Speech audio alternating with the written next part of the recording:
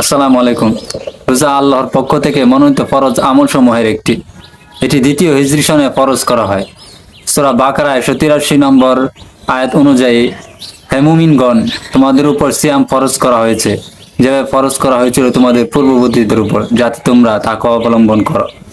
রোজা ফার্সি শব্দ যার অর্থ হচ্ছে দিন, আর আরবিতে এর নাম সাওম বা সিয়াম, যার শাব্দিক অর্থ হচ্ছে কোনো কাজ থেকে বিরত থাকা।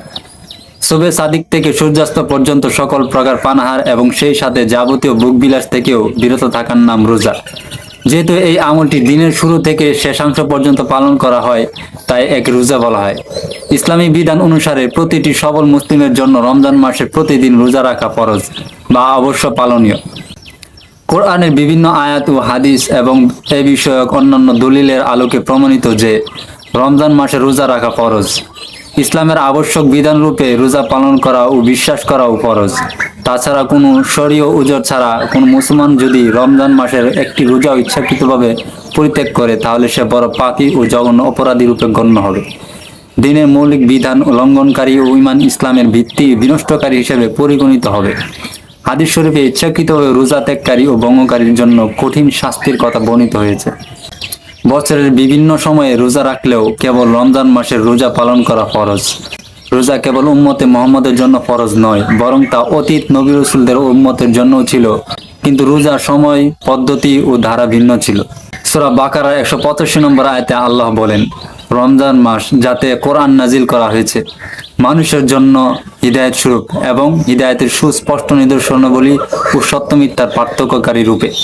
সুতরাং তোমাদের মধ্যে যে মাসটিতে উপস্থিত হবে সে যেন তাতে সিয়াম পালন করে, আর যে অসুস্থ হবে অথবা সফরে থাকবে তবে অন্যান্য দিবসে সংজ্ঞা পূরণ করে নেবে। আল্লাহ তোমাদের সহজ চান এবং কঠিন চান না।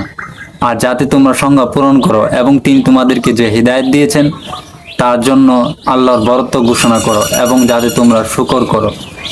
বর্তমান সমাজে অনেক সুস্থ সবল মুসলমান ছেলে রোজা রাখে না।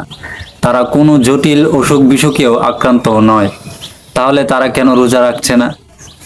রোজার ভিতরে অনেক বড় বড় রুহানিয়াত ব্যাপার রয়েছে, যেমন 3 বেলা অর্থাৎ সকাল, দুপুর ও বিকালের নাস্তা না খেলেও ক্ষুধার তেমন কোনো কষ্ট অনুভব হয় না। কিন্তু অন্য সময়ে আপনি যদি সকালের নাস্তা আর দুপুরে ভাত না খান, তাহলে ক্ষুধার জ্বালায় আপনি অস্থির হয়ে যাবেন। কিন্তু আল্লাহ সুবহানাহু ওয়া তাআলার অপার অনুগ্রহে রমজান মাসে কোনো কষ্টই অনুভব হয় না। সুবহানাল্লাহ।